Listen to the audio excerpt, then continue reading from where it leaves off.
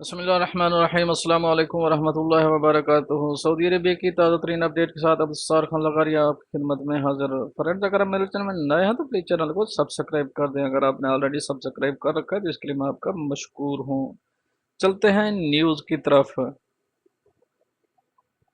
سعودی وزارت صحت کا کہنا ہے کہ گزشتہ 24 گھنٹے میں مزید 138 مریضوں کو کووڈ-19 ٹیسٹ پازیٹیو آنے کے بعد مجموعی مریضوں کی تعداد 2523 تک پہنچ گئی۔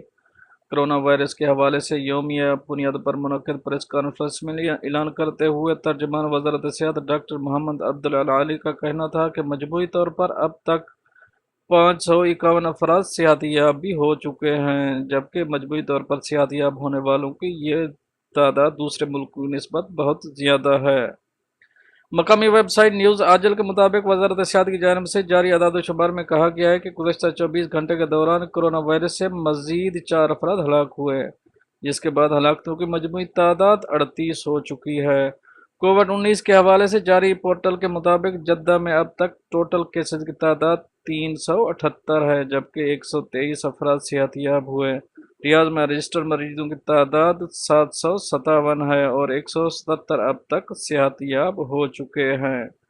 فرنڈ، یہ تو تھی ایک اپڈیٹ جو آپ دوستوں سے شیئر کری۔ ملتے ہیں نیکسٹ اپڈیٹ کے ساتھ، تب تک کے لیے آپ کا بھائی آپ سے چاہے گا اجازت۔ اللہ حافظ و ناصر۔